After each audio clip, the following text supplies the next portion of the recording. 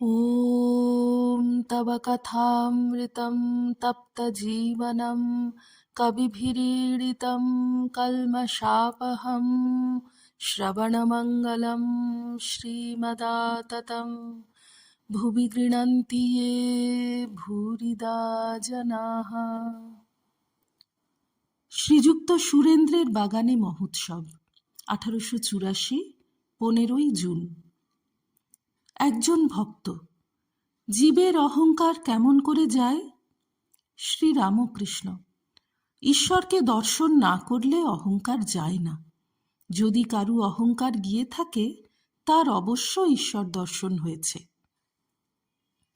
একজন ভক্ত, মহাশয়, কেমন করে জানা যায় যে ঈশ্বর দর্শন হয়েছে? শ্রীরামকৃষ্ণ। ঈশ্বর দর্শনের লক্ষণ আছে। শ্রীমদ্ভাগবতে আছে, যে ব্যক্তি ঈশ্বর দর্শন করেছে তার 4টি লক্ষণ হয়: বালকবৎ, পিশাচবৎ, জড়বৎ, উন্মাদবৎ। যার ঈশ্বর দর্শন হয়েছে তার বালকের স্বভাব হয়। সে ত্রিগুণাতীত, কোনো গুণের আঁট নাই। আবার সূচি অসুচি তার কাছে 2 সমান, তাই পিশাচবৎ। আবার পাগলের মতো কভু হাসে কভু কাঁদে। এই বাবুর মতো সাজে গোজে, আবার খানিক পরে ন্যাংটা, বগলের নিচে কাপড় রেখে বেড়াচ্ছে, তাই উন্মাদবৎ। আবার কখনো বা জড়ের ন্যায় চুপ করে বসে আছে, জড়বৎ। একজন ভক্ত, ঈশ্বর দর্শনের পর কি অহংকার একেবারে যায়? শ্রীরামকৃষ্ণ। কখনো কখনো তিনি অহংকার একেবারে মুছে ফেলেন, যেমন সমাধি অবস্থায়। আবার প্রায় অহংকার একটু রেখে দেন, কিন্তু সে অহংকারে দোষ নাই, যেমন বালকের অহংকার। 5 বছরের বালক আমি করে, কিন্তু কারু অনিষ্ট করতে জানে না। পরশমণি ছুঁলে লোহা সোনা হয়ে যায়, লোহার তরোয়াল সোনার তরোয়াল হয়ে যায়। তরোয়ালের আকার থাকে, কারু অনিষ্ট করে না। সোনার তরোয়ালে মারা কাটা চলে না। ষষ্ঠ পরিচ্ছেদ। শ্রীরামকৃষ্ণ প্রতাপের প্রতি। তুমি বিলাতে গিয়েছিলে, কি দেখলে সব বলো। প্রতাপ। বিলাতের লোকেরা আপনি যাকে কাঞ্চন বলেন তারই পূজা করে। তবে অবশ্য কেউ কেউ ভালো লোক, অনাসক্ত লোক আছে, কিন্তু সাধারণত আগাগোড়া রজগুণের কাণ্ড। আমেরিকাতেও তাই দেখে এলুম। শ্রীরামকৃষ্ণ প্রতাপকে। বিষয়কর্মে আসক্তি শুধু যে বিলাতে আছে এমন নয়, সব জায়গায় আছে। তবে কি জানো, কর্মকাণ্ড হচ্ছে আদিকাণ্ড। সত্যগুণ না হলে ঈশ্বরকে পাওয়া যায় না। রজগুণে কাজের আড়ম্বর হয়, তাই রজগুণ থেকে তমগুণ এসে পড়ে। বেশি কাজ জড়ালেই ঈশ্বরকে ভুলিয়ে দেয়, আর কামিনী কাঞ্চনে আসক্তি বাড়ে। তবে কর্ম একেবারে ত্যাগ করবার জো নাই। তোমার প্রকৃতিতে তোমায় কর্ম করাবে, তা তুমি ইচ্ছা করো আর নাই করো। তাই বলেছে অনাসক্ত হয়ে কর্ম করো। অনাসক্ত হয়ে কর্ম করা কিনা কর্মের ফল আকাঙ্ক্ষা করবে না। যেমন পূজা জপ তপ করছো, কিন্তু লোকমান্য হবার কিংবা পুণ্য করবার জন্য নয়। এরূপ অনাসক্ত হয়ে কর্ম করার নাম কর্মযোগ। ভারী কঠিন। একে কলিযুগ, সহজেই আসক্তি এসে যায়। মনে করছি অনাসক্ত হয়ে কাজ করছি, কিন্তু কোন দিক দিয়ে আসক্তি এসে যায় জানতে দেয় না। হয়তো পূজা মহোৎসব করলুম, কি অনেক গরিব কাঙালদের সেবা করলুম, মনে করলুম যে অনাসক্ত হয়ে করছি, কিন্তু কোন দিক দিয়ে লোকমান্য হবার ইচ্ছা হয়েছে জানতে দেয় না। তবে একেবারে অনাসক্ত হওয়া সম্ভব কেবল তাঁর, যাঁর ঈশ্বর দর্শন হয়েছে। একজন ভক্ত, যারা ঈশ্বরকে লাভ করেন নাই তাঁদের উপায় কি? তাঁরা কি বিষয়কর্ম সব ছেড়ে দেবেন? শ্রীরামকৃষ্ণ। কলিতে ভক্তিযোগ, নারদীয় ভক্তি, ঈশ্বরের নাম গুণগান ও ব্যাকুল হয়ে প্রার্থনা করা, হে ঈশ্বর, আমায় জ্ঞান দাও, ভক্তি দাও, আমায় দেখা দাও।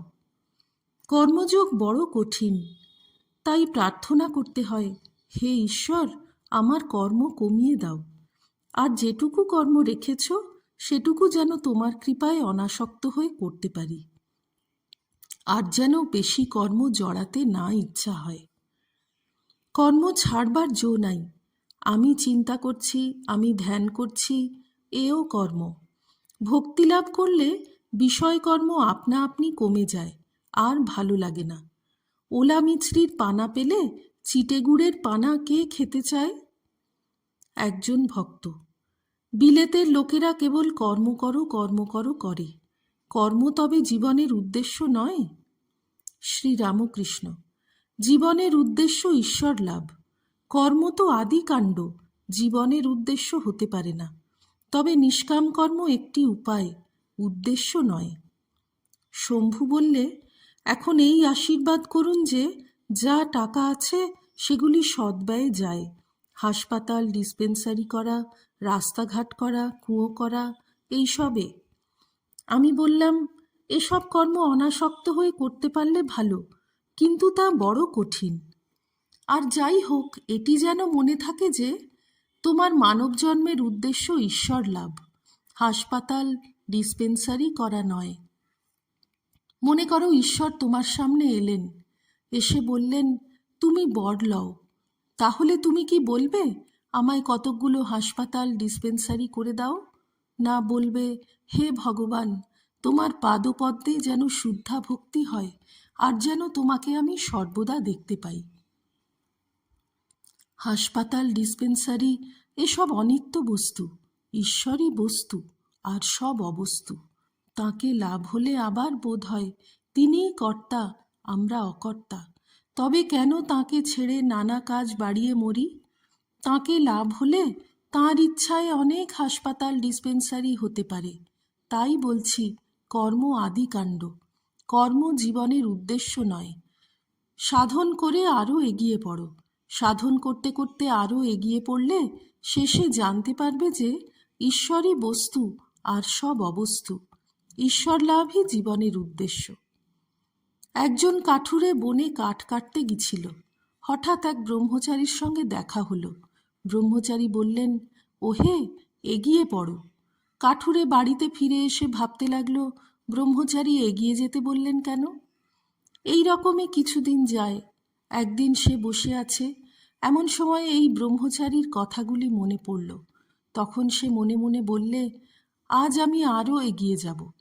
বনে গিয়ে আরও এগিয়ে দেখে যে অসংখ্য চন্দনের গাছ।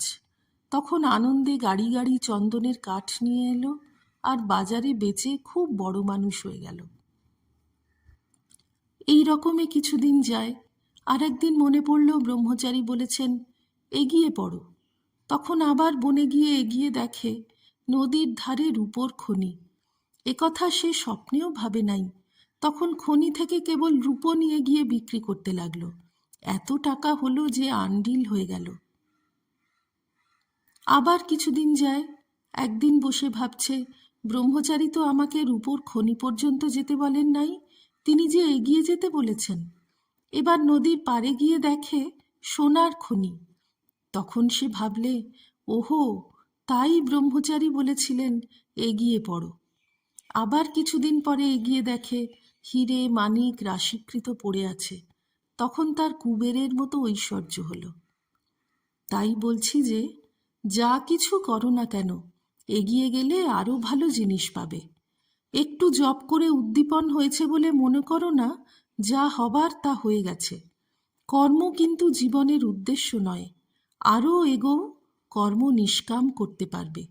তবে নিষ্কাম কর্ম বড় কঠিন। তাই ভক্তি করে ব্যাকুল হয়ে তাকে প্রার্থনা করো, হে ঈশ্বর, তোমার পাদপদ্মে ভক্তি দাও, আর কর্ম কমিয়ে দাও। আর যেটুকু রাখবে সেটুকু কর্ম যেন নিষ্কাম হয়ে করতে পারি। আরও এগিয়ে গেলে ঈশ্বরকে লাভ হবে, তাঁকে দর্শন হবে।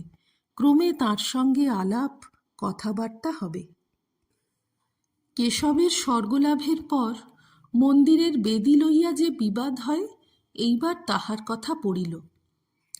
শ্রীরামকৃষ্ণ প্রতাপের প্রতি: শুনছি তোমার সঙ্গে বেদি নিয়ে নাকি ঝগড়া হয়েছে। যারা ঝগড়া করেছে তারা তো সব হরে প্যালা পঞ্চা। সকলের হাস্য। ভক্তদের প্রতি। দেখো, প্রতাপ, অমৃত এসব শাঁখ বাজে, আর যা সব শুনো তাদের কোনো আওয়াজ নাই। সকলের হাস্য। প্রতাপ মহাশয়, বাজে যদি বললেন তো আবের কষিও বাজে। ওম নিরঞ্জনম নিত্যমনন্তরূপং ভক্তানুকম্পাধৃতবিগ্রহং বৈ ঈশাবতারং পরমেশমিড্যম তং রামকৃষ্ণং শিরসা নমামঃ। শ্রীরামকৃষ্ণার্পণমস্তু।